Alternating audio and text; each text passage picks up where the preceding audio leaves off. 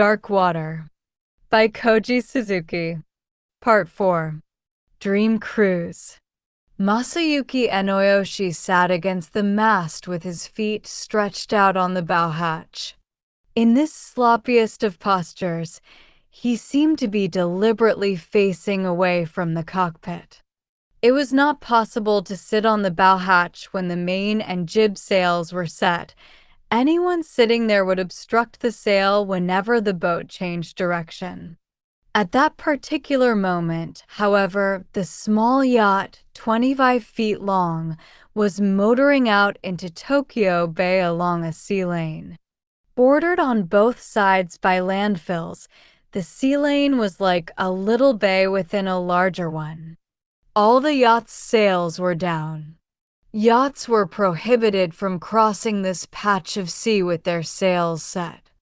Any yacht being powered by its sails was likely to obstruct the heavy maritime traffic that plied this part of the bay. Enoyoshi guessed what the Ushijimas, the couple who owned the boat, were up to. They were going to use this time with the sails down to talk to him. Still inexperienced, Ushijima was far from proficient at using the sails to steer the yacht. It had been annoying just to watch. Apparently unable to gauge the direction of the wind, Ushijima kept fussing about in the cockpit, working the sails in and out with an uncertain look on his face. The way he glanced windward and shook his head, it was obvious the yacht wasn't sailing how he wanted it to. Enoyoshi had felt more uneasy watching Ushijima's expression than from the lurching of the boat, and had wondered whether they'd make it safely back to the marina.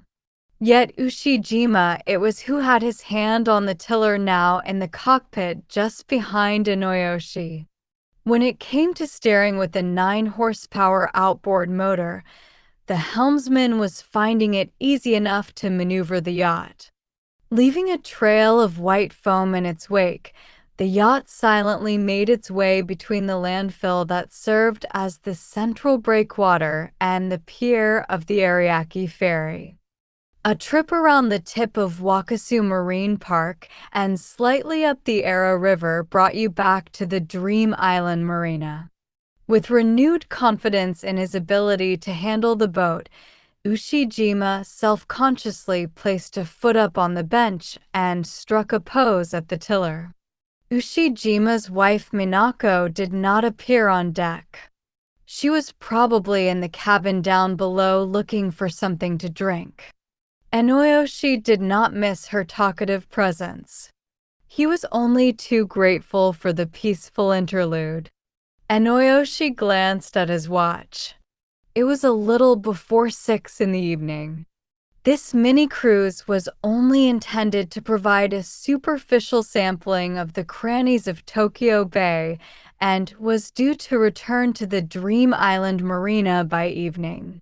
The sun was setting on the western horizon. If this were the open sea, they would have beheld the majestic sight of an evening sun quenching itself on an unobstructed horizon. Here the view was not all that different from what you could get from the pier, but the inexperienced skipper had neither the skill nor the courage to get the boat out into the open sea.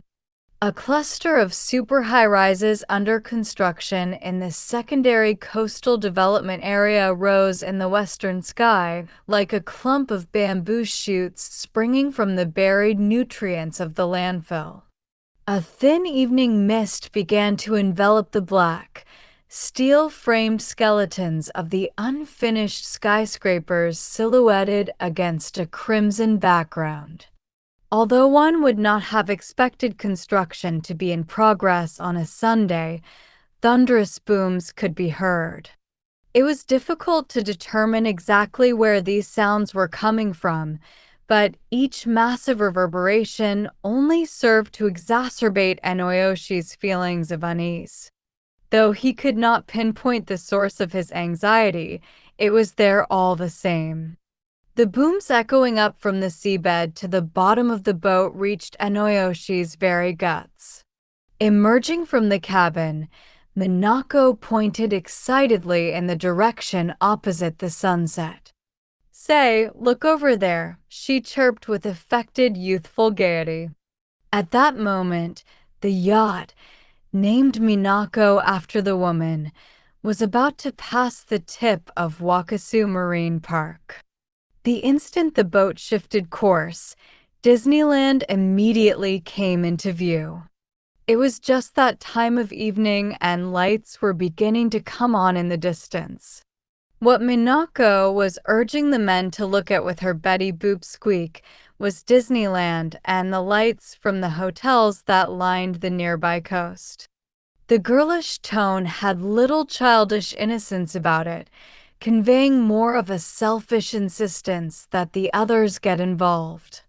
Enoyoshi reacted with nothing more than a quick glance and otherwise resolved to ignore her. But she called over to him, "What are you doing musing over there? Come get some beer." Clasping the mast, Enoyoshi turned to look at her. She stood holding up a can of beer. Enoyoshi made a non-committal grunt and wondered what to do. He felt pathetic that he couldn't just say no. So, should he refuse to have anything to do with her inane chatter by staying put in his sanctuary, or should he get his hands on a beer and pay the price of enduring her sales talk? There was no denying his thirst, and beer was appealing. With one hand still on the mast and the other on the boom, he crawled towards the cockpit to take the beer offered by Minako. "Thank you. It's just what I needed." He bobbed his head in appreciation, roughly popped the pull tab open, then gulped down the beer. It was chilled and tasted delicious. Detecting contentment on Enoyoshi's face, Minako ventured, "Well, don't you think it's just marvelous?" The moment he heard her start, the beer seemed to lose some of its savor. How many times had he had to endure this spiel that day? Her tone suggested that she was not so much asking for an opinion as forcing him to accept her own. He made another non-committal grunt in response. In an attempt to change the subject, he vainly racked his brain for another topic. The three of them on the yacht had precious little in common to talk about. This was the third time that Enoyoshi had met Ushijima. As for Minako, he had only met her that morning. Ushijima, who'd been quiet, chimed in, "You can do it. It's all yours for the taking." Enoyoshi didn't reply. If only they set the sails again. That would shut them up. They wouldn't have the leisure to harass him if they had to trim the jib sail and mainsail. They'd be flailing about in utter confusion. But while they cruised the calm waters of the evening sea using the outboard motor, it was all too easy for Ushijima to stand their beer in hand minding just the tiller. Enoyoshi had met Ushijima at a high school reunion in July, 2 months ago. It hadn't been a class reunion, but rather a grand reunion of all the old boys. Hundreds of them attended the annual event. In the 10 years since Enoyoshi graduated, he'd never once attended a reunion. That year, he happened to have the weekend free and decided to go for a change. Disappointed not to find as many old classmates as he'd expected, Enoyoshi milled around the room searching for familiar faces. In the process, he made small talk with Ushijima and they ended up exchanging business cards. Ushijima had graduated 7 years before Enoyoshi, and his card said Ministry of Agriculture, Forestry, and Fisheries. A month later, Ushijima asked Enoyoshi out for a drink and proposed the current outing. Now that he thought about it, Enoyoshi should have suspected Ushijima's motives and been altogether more circumspect. In the past, There'd been acquaintances who'd contacted him out of the blue, asking to meet up for old time's sake, only to approach him then with some dubious scheme. It now seemed only natural that, graduates of the same school or not, the act of inviting a stranger involved an ulterior motive. If they were still fellow students, that would have been one thing. In the adult world, however, any relationship usually revolved around an eye to some sort of gain. First, picture whatever it is that you desire, that you want to have. Ushijima's face was close by, and the voice came from right behind Enoyoshi's ears. The dim light of dusk revealed the lines of age etched on Ushijima's brow. Whenever Ushijima looked down, his thinning hair also became apparent. Enoyoshi felt that the man, who initially appeared young for his age, had suddenly gained many years. What is it that you want in life?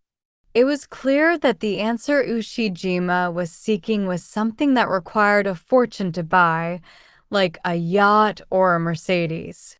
Enoyoshi chose a different sort of thing. He could have picked anything, so long as it couldn't be bought. Now that you mention it, I suppose I'd like a child. Enoyoshi wasn't married, nor was he even remotely engaged. He was single and had told Ushijima so. The couple exchanged surprised glances. "Are you married?" asked Minako in wide-eyed puzzlement. As she turned toward her husband, her look turned fierce, conveying annoyance at having been misinformed. Ushijima, nettled, peered at Enoyoshi. "I thought you said you were single?" "Sure, I'm single. But I'm living with this girl, and if I could get her in the family way, that's all it'd take to get her to marry me." It was a lie. There was no woman in his life. As pious a lie as it was, he began to loathe himself. His inability to just say no to anyone was pathetic and made him feel like some kid who was never going to grow up. All he could do was be inconsistent in the hope that the others would realize that he wasn't interested. His wish wasn't granted, and Minako began to address the lie. "Suppose you did have a child and it led to marriage. You'll need money. There'll be the cost of the wedding, and you'll have to find somewhere to live. And your child, of course. Do you realize how much it costs to raise kids?" The Ushijimas were childless, but this didn't make them feel any less qualified to lecture Enoyoshi. They insisted that the salary earned from an ordinary company job wasn't enough to raise a family. Always struggling to make ends meet, he'd never be able to realize his own dreams. The Ushijimas were trying to get him interested in a pyramid-type sales scheme funded by foreign capital. Enoyoshi was well aware that the organization in question was not involved in anything illegal. The concept of cutting costs through non-store retailing and handing the margin to the salespeople was not a bad one. The salespeople belonged to different echelons of a pyramidal hierarchy. The higher the level, the greater the performance bonus. The Ushijimas were apparently on the third rung from the bottom and were eager to move up. To do so, they had to recruit salespeople by hook or by crook. Persuading new blood to sell the products manufactured by the company, training the rookies to become great sales reps, was the only way to improve their ranks. A car salesman no doubt familiar with marketing techniques, Enoyoshi would be a great catch for the Ushijimas. In fact, the products manufactured by the company included a car care line. Rising in rank meant making more money, enough to buy an apartment in just 1 year. The Ushijimas claimed they were making double what they made as civil servants from the pyramid scheme. Otherwise, they wouldn't have the yacht. The yacht was an absolutely indispensable tool for their recruitment efforts. Once they were out at sea, they could hammer their victim with their recruitment pitch without worrying about the victim escaping. The yacht also served as proof that the scheme could indeed make your dreams come true. For the Ushijimas, yachting was like holding one of those home parties where the host peddled some product. Imagining it is key. Imagine it long enough and hard enough, and it will come true. Ushijima argued his case fervently, but Enoyoshi would have none of it. The world that Ushijima was painting held no interest at all for Enoyoshi. He wasn't indifferent to making money, but he simply wasn't ready to pursue it at the price of wrecking relationships. He could indeed imagine where it would all lead if he went after ever-increasing sales bonuses. He'd find himself in a sort of religious cult, a clique of similarly minded fanatics with one goal and one ideal, and it would be impossible to break away. The Ushijimas reacted with clear displeasure and irritation. They spoke disapprovingly of Enoyoshi's lack of imagination, calling him a fool, even hinting that he was an inferior human being. With their vaunted imagination, they predicted that Enoyoshi would live and die as a pathetic man working all life long just to eke out a living, without worthwhile dreams. Enoyoshi could not even be bothered to argue with them. Of course, spending his entire life as a mere salesman was a distinct possibility. It would have been pointless to tell them that the idea didn't really upset him. It would have been tedious. All Enoyoshi wanted was to get off the yacht as soon as possible. He'd had enough of not having solid ground beneath him and being aboard someone else's yacht. He loathed the craven subservience that the unaccustomed setting was inducing in him. The yacht was moving steadily northward about 100 yards east of the Wakasa Gulf Links, which stretched north to south on a slender tract of land. It was only another mile and a half to the Ara River Bay Bridge, and beyond it was the entrance to the Dream Island Marina. He wouldn't have to put up with them much longer now. Once off the yacht, he would never have anything to do with them again. His prayers for haste notwithstanding, the engine of the Minako sputtered and came to a stop. So strangely that Ushijima stopped in mid-sentence and gulped. He looked over at the outboard motor. Odd, very odd. Enoyoshi glanced unconsciously at his watch. 6:27 p.m. That was when the yacht came to a standstill. A kaolin train was crossing the iron bridge ahead of them, making a distinctive sound. The light from the train windows formed a stream of white in the evening sky above the mouth of the river. Lights were lit in almost every building that lined the bay.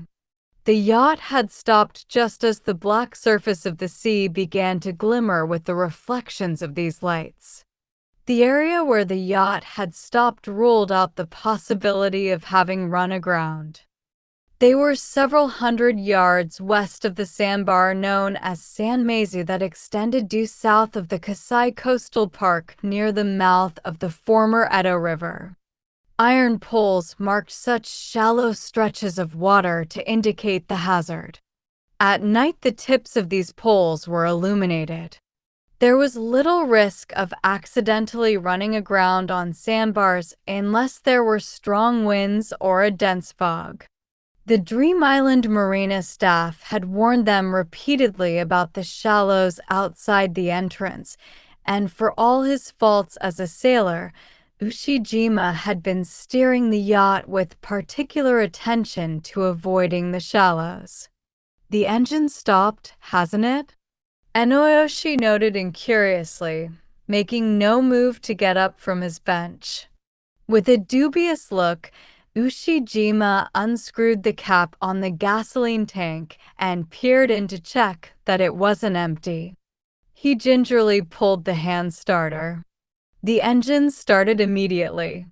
The Ushijimas looked relieved, but only for a brief while. As soon as the skipper shifted into forward gear, the engine sputtered and died once more.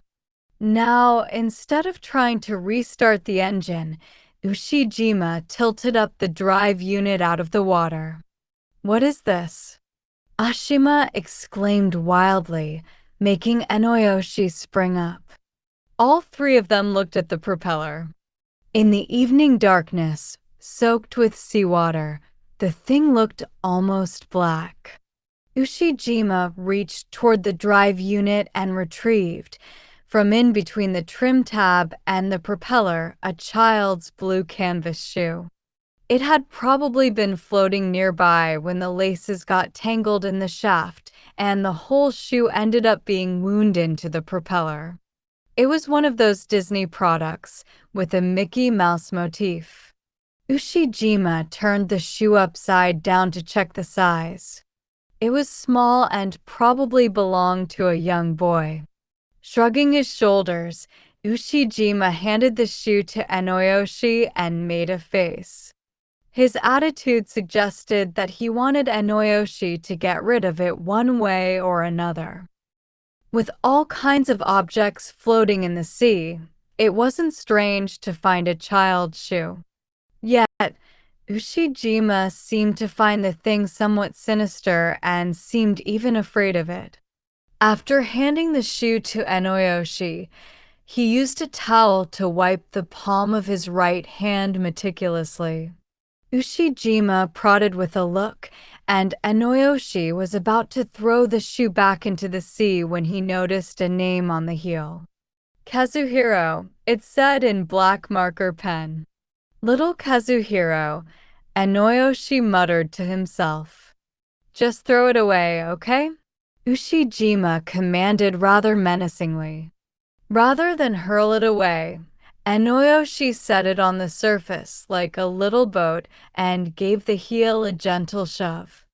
The virtually brand new left shoe bobbed unsteadily as it floated away.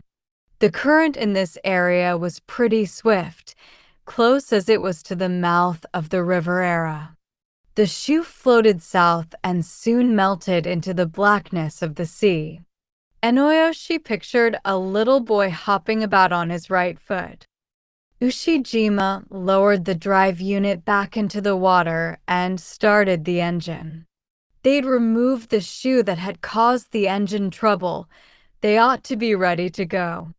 Enoyoshi's watch read 6:35.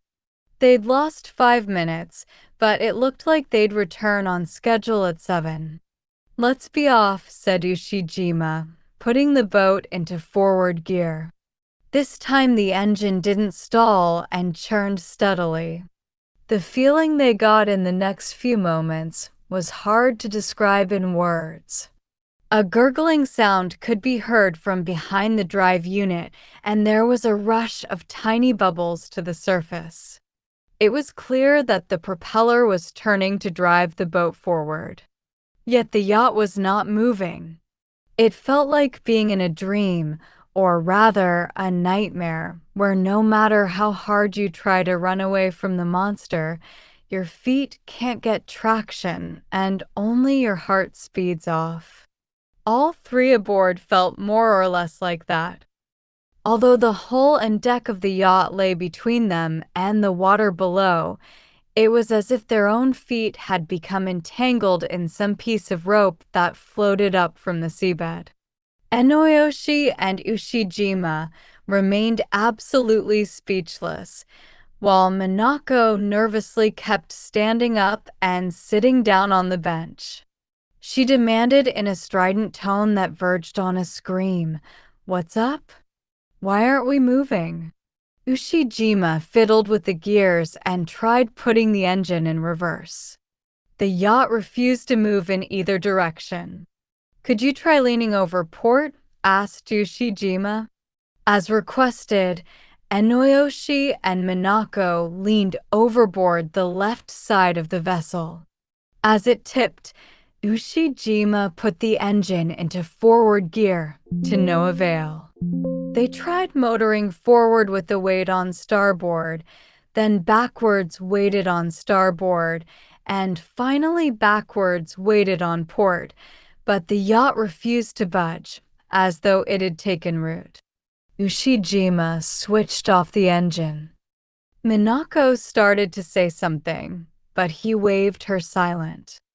Hold it, will you?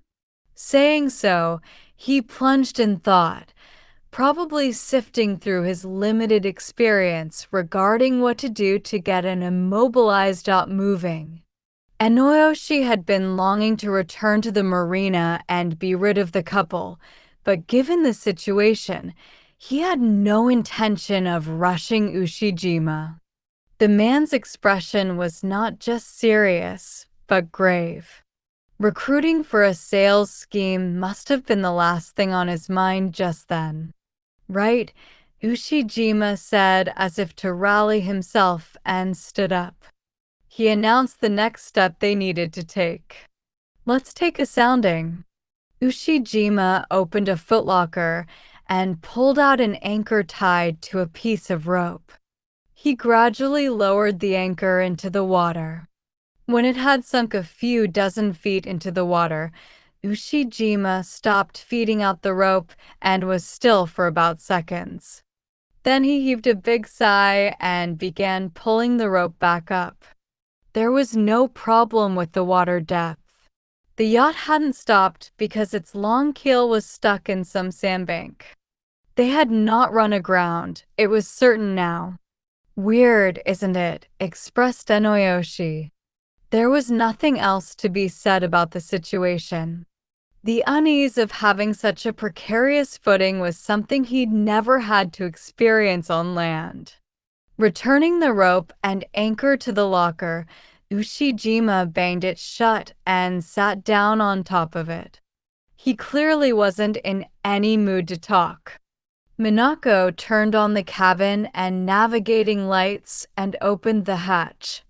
The light from the cabin made the clean white surface of the cockpit gleam as though it was coated in fluorescent paint. The sense of crisis that Enoyoshi was beginning to feel was probably mild compared to what the Ushijimas must have been going through. After all, Enoyoshi was not crew, just a guest on the yacht, and as such he was not responsible for what was happening. It would have been another matter entirely if they'd been stranded far out at sea with no land in sight. As it was, they were a mere 100 yards or so east of Wakasa Golf Links, whose lights were clearly visible. On the north and the east, too, land was not far away. The shoreline appeared as a belt of light, and a murmur of evening activity blended with the puttering of car exhaust. Meanwhile, the Ushijimas became more morose with every passing minute. Ushijima looked dumbfounded about the yacht having come to a standstill, while Minako, manifestly resenting her husband for his incompetence, snorted and sighed loudly to pressure him to get the thing moving again. The whole situation was a painful slap in the face for Minako, who'd been raving to Enoyoshi about the joys of having a yacht, who'd been trying to entice him to join her in relishing a clearly superior level of life. Well, don't you think it's just marvelous? It was like seeing your pet do something totally stupid when you've bragged about its clever tricks and invited people over for a little show. Quite apart from feeling anxious about his footing, Enoyoshi was getting quite curious as to how Ushijima meant to get them out of the fix. Clueless though he was, Enoyoshi offered a theory. Maybe some rope got tangled around the keel? Ushijima raised his face and nodded rather eagerly. That's just what I was thinking. It could have caught on a fixed net or something. Is this where they set nets? Ushijima shook his head. Actually, no. This is a shipping lane. So some clump of rope from a fixed net or something like that could have drifted over and caught on the keel. It was obvious even to Enoyoshi that if that was the problem, the other end of the rope was still embedded securely on the seafloor. Such a coincidence seemed too far-fetched. He had to force back a smile as he envisaged a piece of rope forming a noose and rising up from the seabed to ensnare the keel of the yacht the way a cowboy would lasso a steer. In that case, what are we going to do? The yacht's namesake broke in. Contorting her thick lips, she glared at her husband. Enoyoshi somehow couldn't get on with that jowly face of hers. Her vanity showed in the contours of her face and her makeup. It was probably she who'd first dabbled in the sales scheme, then sucked in her husband. She probably goaded him on as his sales partner. Get the rope off the keel, I suppose. Enoyoshi could imagine with ease what Ushijima had to do now. It was quite simple. Dive down under the yacht, feel for the rope, and get it off the keel. Yet the mere sight of those black waters below was enough to give him the jitters. With the sun now completely set under the horizon, the always dark water of the bay appeared even blacker, reflecting the inky night sky. The very thought of holding his breath and diving into the murky depths was enough to choke him. The boat was not equipped with a mask or an underwater light, and Ushijima would have to grope around in the dark to get the job done. Even if he had a mask, there would be near zero visibility in the sludgy waters of Tokyo Bay. But Ushijima stayed silent, unmoving. Pensively biting his lower lip, he shot laden glances at Enoyoshi, who did not wonder why Ushijima wasn't showing any sign of making a move when what needed to be done was clear. Enoyoshi understood. Ushijima didn't want to go. He wanted Enoyoshi to go, but instead of asking, he was silently hoping Enoyoshi would offer to go. Slim chance. Enoyoshi had absolutely no intention of obliging him. To communicate this to Ushijima, he got to his feet and turned his back on him gloweringly. He was under no obligation whatsoever to work for the benefit of Minako, let alone risk his life. Enoyoshi. Just as he was heading toward the cabin, Ushijima called him back. Enoyoshi turned to see that Ushijima was unbuttoning his shirt. The skipper appeared to have decided that there was nothing to do but handle the job himself. Well, good, Enoyoshi remarked inwardly. Winding a rope around himself several times and tying it in a bowline knot, Ushijima handed the loose end to Enoyoshi. I'm counting on you, said Ushijima, giving Enoyoshi a slap on the shoulder. You're in safe hands, Enoyoshi assured him, gripping the rope tightly for his host to see. Ushijima entered the water feet first and lowered himself up to the shoulders. With his hands on the rim at the stern, he bent and stretched his arms as if chinning himself up on an iron bar and regulated his breathing.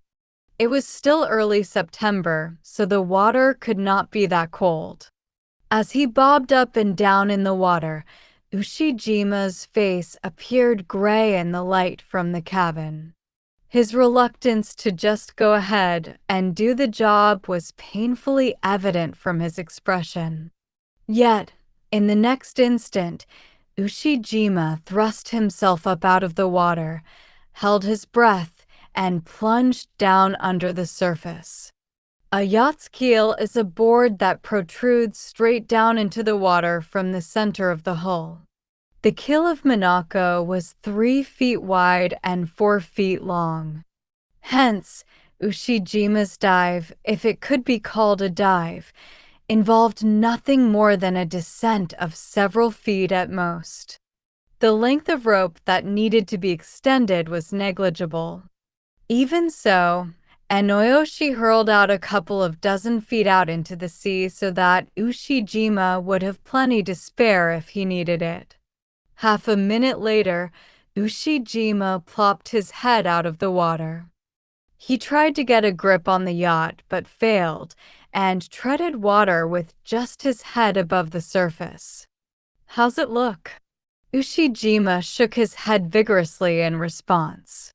His face looked even grayer than before. Most probably, on his first dive, all he could do was locate the keel itself. Ushijima regulated his breathing in preparation for a second attempt. He hadn't been down there a minute before Enoyoshi felt a bump at his feet, and the hull reverberated in a way that suggested that Ushijima was struggling down there. The sensation from the length of the rope conveyed the same. Ushijima had to be there right underneath, but Enoyoshi felt a pang of anxiety and tried pulling in some rope. Just then, his hands registered a violent jolt, and the rope pulled taut as if some enormous fish had caught on the other end. As he tried to maintain hold of the rope, Enoyoshi was pulled halfway over the side of the yacht. "Please, give me a hand," he summoned Minako, who rose from the bench and came over to his side. As a precaution, he had her hold the end of the rope while he pulled with all his might. Enoyoshi's arms felt Ushijima's full weight. He had a bad feeling. Maybe there'd been some accident. Just a few feet from the yacht, Ushijima's head burst up through the surface. Though he was treading water, he didn't seem to be gaining any buoyancy. His body was arching back, and he looked like he might go under. "Hold on." With this shout of encouragement, Enoyoshi pulled even harder on the rope to lift Ushijima up. Ushijima was trying to say something, but no words came from his mouth. Perhaps it was a silent scream of terror. It was dreadful, his expression slackening the next moment as he began to sink, his thinning hair fanning out on the surface of the water like seaweed. Enoyoshi pulled with every ounce of strength he had, for he felt sure that Ushijima was about to drown. It was impossible to pull him straight up the side of the yacht. Going around to the stern, Enoyoshi grasped Ushijima under the arms and heaved him up toward the cockpit. Ushijima was now bent double with his abdomen against the rim of the stern. When his cheek brushed against the deck, he vomited. From his mouth, in intermittent bursts, came not only the seawater he had swallowed during the dive, but also the remains of the sandwiches and beer he'd had for lunch. His whole body convulsed with each violent retch. His feet were still dragging in the water. Minako yelped and sprang aside. Even as she let out screams, she ran to the cabin to get a towel. Trying to heave himself aboard, Ushijima frantically crawled forward. When he'd pulled his legs out of the water, he rolled over face up, tried to take a breath, and started coughing violently. Enoyoshi was not sure how to assist someone who had nearly drowned. All he could do was ask over and over again if Ushijima was okay. Slinging the towel that Minako had given him over his shoulder, he began to rub Ushijima's back. His head thrust over the side, Ushijima kept retching though nothing was coming out of him except tears and saliva. Still, he would not stop. Urged by violent convulsions, he continued to turn his stomach inside out. Enoyoshi decided that Ushijima would be better off lying down on the bed in the cabin. Offering Ushijima the support of his shoulder, he started to walk him to the cabin. It became clear after only 1 or 2 steps that Ushijima was completely powerless from the knees down. It was not so much that the strength had left his legs, it was as though he'd actually lost his legs from the knees down. After finally managing to get Ushijima on the cabin bed, Enoyoshi covered him with the bath towel, a tracksuit jacket, and anything warm he could find. Ushijima's shaking showed no signs of abating. If anything, it was getting worse by the minute. From time to time, his pale lips uttered a dreadful moan that resembled the howling of a wild beast. The change in Ushijima's appearance was so dramatic that all Enoyoshi and Minako could do was stand in stupefied silence by the bedside. At first, Enoyoshi had imagined that Ushijima might have suffered something like the following. In need of fresh air, he tries to make his way straight up to the surface. But running out of air halfway up, he swallows seawater and panics. Perhaps his lifeline has caught on the keel. At any rate, he panics and starts to drown. The terror of groping around in the dark sea was indescribable, and the slightest mishap could bring on panic. But the total look of horror on Ushijima's face simply defied the imagination. His eyes stared blankly into space, his gaze probably registering nothing at all, and his auditory and olfactory senses didn't appear to be working either. All his organs of perception were still under the spell of whatever trauma he'd experienced. Enoyoshi asked Minako whether they had anything stronger than beer. She retrieved half a bottle of red wine and an alumite drinking mug from under the galley. "This might not be strong enough to bring him around," said Enoyoshi, sitting Ushijima up and trying to pour some wine into his mouth. At first, Ushijima seemed able to swallow only a few drops, but gradually his throat began to move more briskly, and in no time he drunk 2 cups of wine. His eyes began to show some semblance of life. The tremors that had shaken his body were subsiding, and his breathing was growing calm. Enoyoshi decided to start by asking Ushijima whether he'd accomplished what he'd set out to do, that is, remove the rope wrapped around the keel. "Mr. Ushijima, did you get it done?" Ushijima shook his head vigorously. "So the rope's still tangled on the keel." This time, Ushijima shook his head even more violently than before. He reacted in exactly the same way when Enoyoshi repeated himself.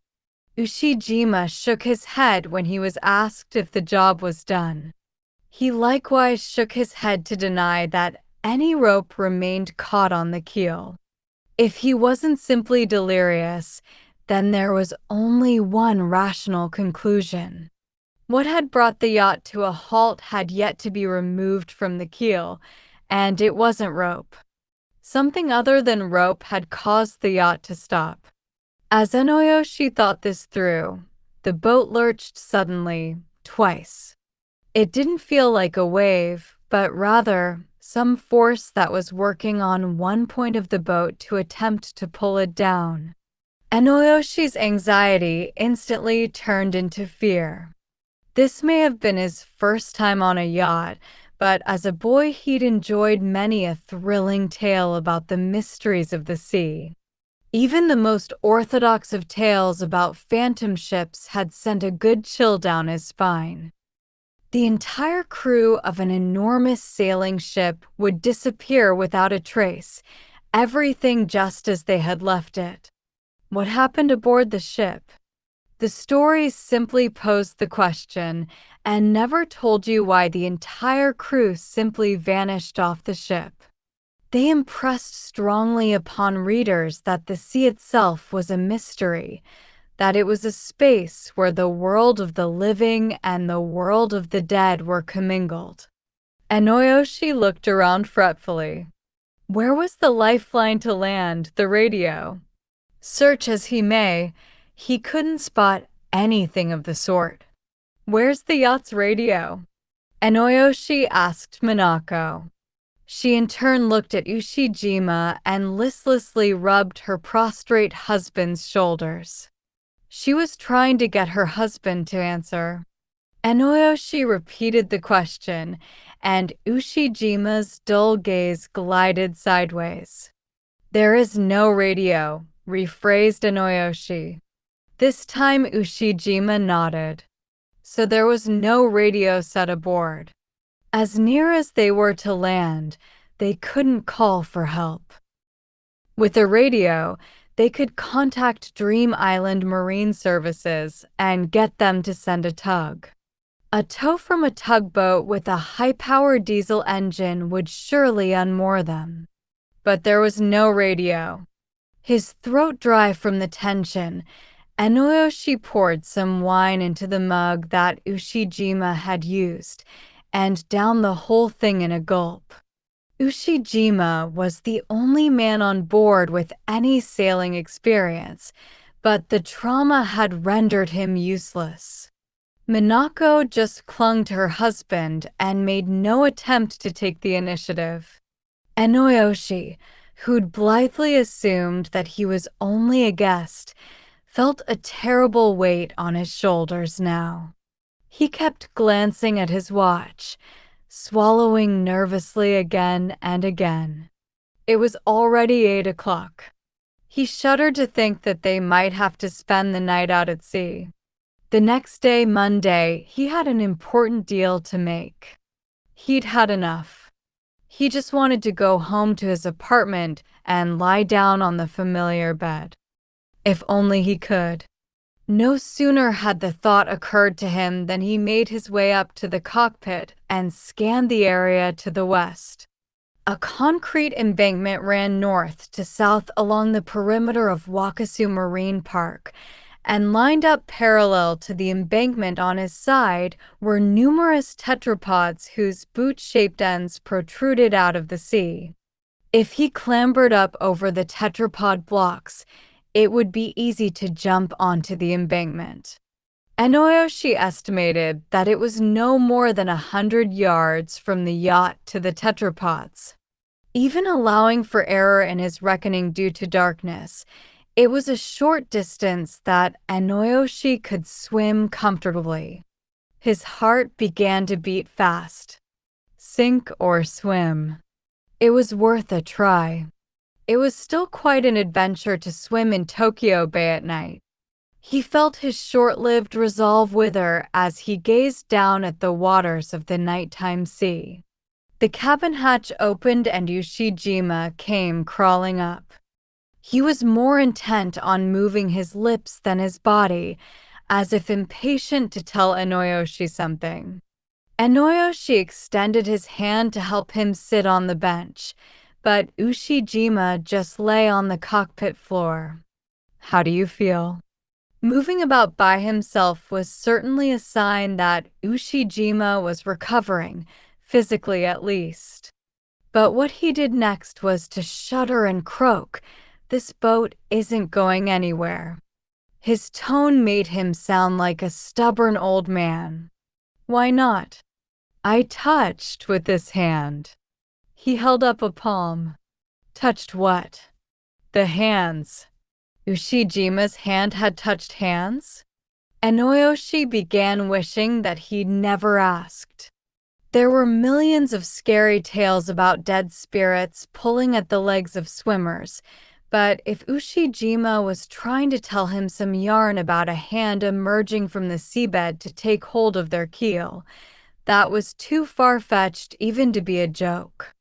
After a moment of silence, Ushijima opened his mouth again. "A child is stronger than you'd think," he said. Enoyoshi couldn't reply. What was he to say to that? Perhaps the shock had been too great and Ushijima had gone mad. Child. There was nothing but to repeat the word. There's a child clinging to the keel. At this, Enoyoshi held his breath. The picture of a child's drowned body clinging to the keel formed in his mind. You know those hugging dolls they had years ago that you could put on your arm? Reminded me of them, except the face was all bloated like a balloon. You see, Ushijima said with some feeling. Calm down, Enoyoshi reprimanded himself. No good would come of letting into his mind a monster born of another's imagination. Enoyoshi had to go over the facts carefully. What had caused the creature to form in Ushijima's mind? Was the child you saw a boy? Ushijima replied and nodded. Enoyoshi was on the right track. 6 years old or thereabouts? Ushijima thought for a while and then nodded. Enoyoshi was convinced now that he'd guessed right. Images don't usually spring up from nowhere. In this case, without a doubt, the boy's shoe that had got caught in the propeller provided the grounds, as it were, of Ushijima's imagination. Enoyoshi tried to trace the steps in Ushijima's psychological process in the sequence in which they had occurred. The catalyst to the chain of associations had been the Mickey Mouse shoe, which must have been lingering somewhere in the back of Ushijima's mind when he attempted the dive. Where had the boy dropped his left shoe? The bridge? The embankment? Or perhaps the boy had drowned and just one of his shoes had come off in the water. If so, the boy's body would indeed be floating around in the sea somewhere. Ushijima, who dived and started groping around on the bottom of the yacht with both his eyes tightly shut, must have touched something slimy clinging to the keel, maybe seaweed, that conjured up the feel of the skin of a drowned boy. Instantly, an image had flashed in Ushijima's mind. In the first place, he could never have seen anything in that sludge at night. Ushijima hadn't seen whatever he'd seen with his eyes. He had seen with his mind's eye an illusion formed by his famous imagination. A drowned little boy clinging to the keel, his face bloated like a balloon, eyes sunken deep into mushy flesh, the tip of a pale tongue sticking out from his mouth. A drowned boy's body clinging tightly to the keel like a hugging doll and immobilizing the yacht. At this point, Enoyoshi felt sure he knew what Ushijima's answer to his next question would be. "The boy you saw, he was missing one of his shoes, right?" he asked. Ushijima would surely nod. They'd found only the left shoe wedged in the propeller. Knowing the answer, Enoyoshi studied Ushijima's reaction. But Ushijima narrowed his eyes, peered up at the sky, and shook his head to say no. He had shoes on both feet? This time Ushijima's reply was direct. The boy had bare feet. There was no trace of hesitation or uncertainty in Ushijima's voice, and that was what baffled Enoyoshi. In any case, he could not just sit there doing nothing. It occurred to him that they should try to restart the engine once more and get the yacht moving. Finding that the cuff of his shirt got in the way when he tried to tug the hand starter, he decided to remove his shirt rather than simply roll up the sleeve and began to unbutton. Ushijima lay at Enoyoshi's feet, his posture unchanged. From under the open hatch, Minako caught sight of Enoyoshi taking off his shirt and called to him with a note of relief in her voice. "So you've decided to dive at last." No doubt she'd misinterpreted Enoyoshi's removing his shirt. He hadn't the slightest intention of diving under the yacht, and her remark annoyed him. The way she'd said it, she seemed to assume it was his duty as a man to dive and remove the obstacle. Enoyoshi felt no obligation whatsoever to rescue the yacht for her. Starting the engine, Enoyoshi tried putting it in forward and reverse alternately, but the yacht remained motionless. It was futile.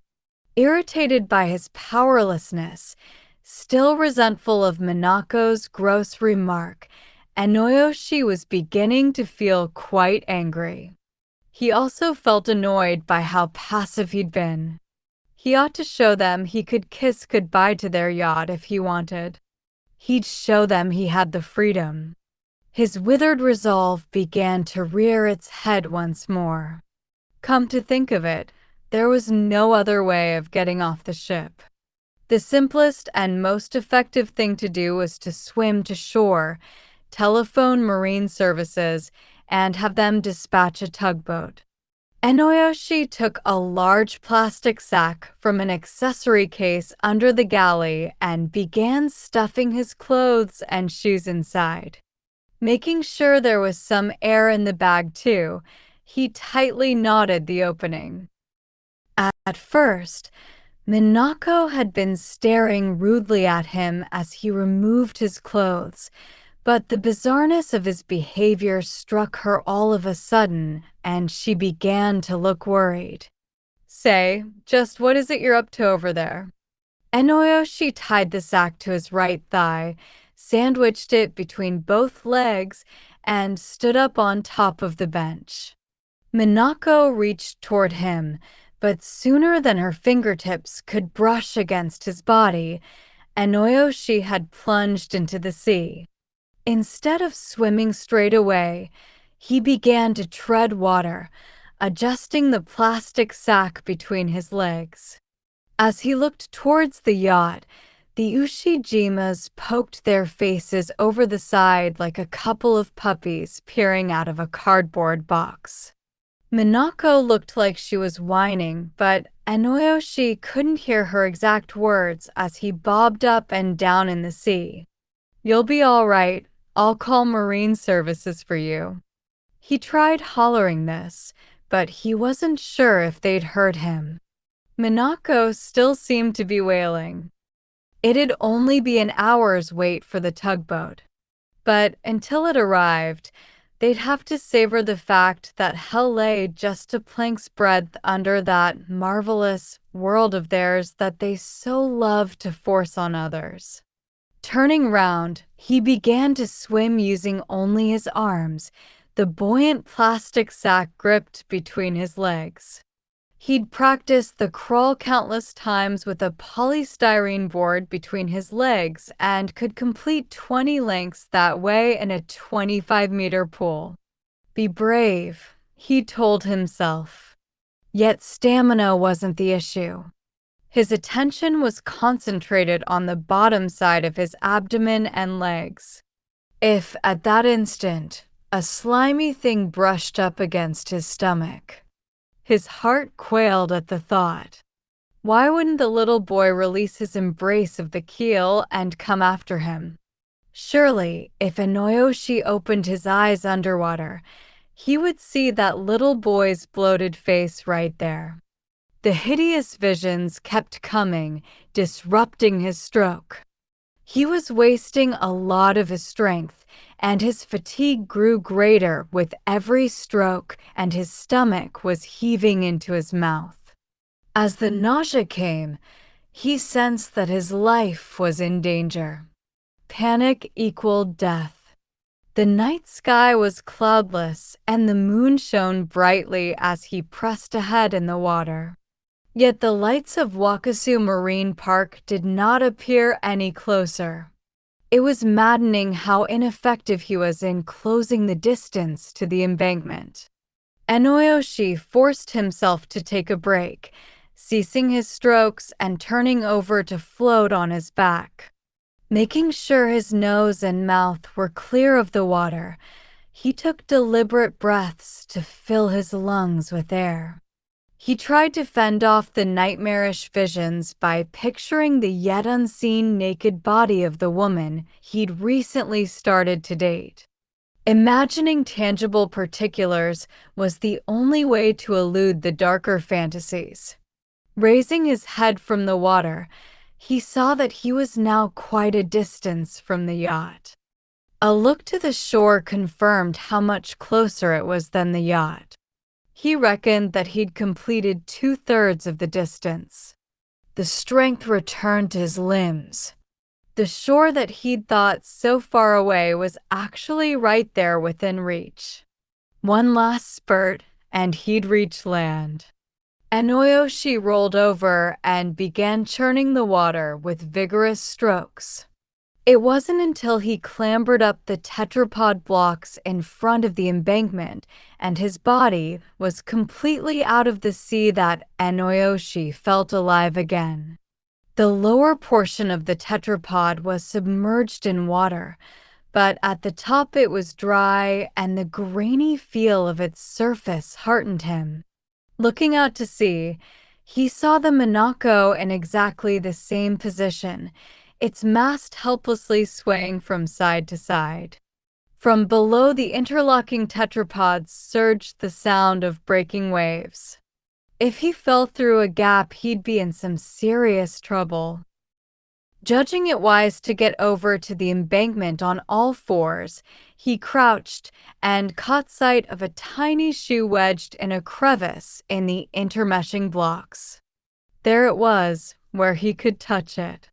In the faint glow of the night lights, it looked black, probably from being waterlogged. Enoyoshi brought his face closer to it. The tip was wedged tight into the gap, and the whole shoe had probably come off the owner for that reason. The wearer must have been playing atop the tetrapods and tripped.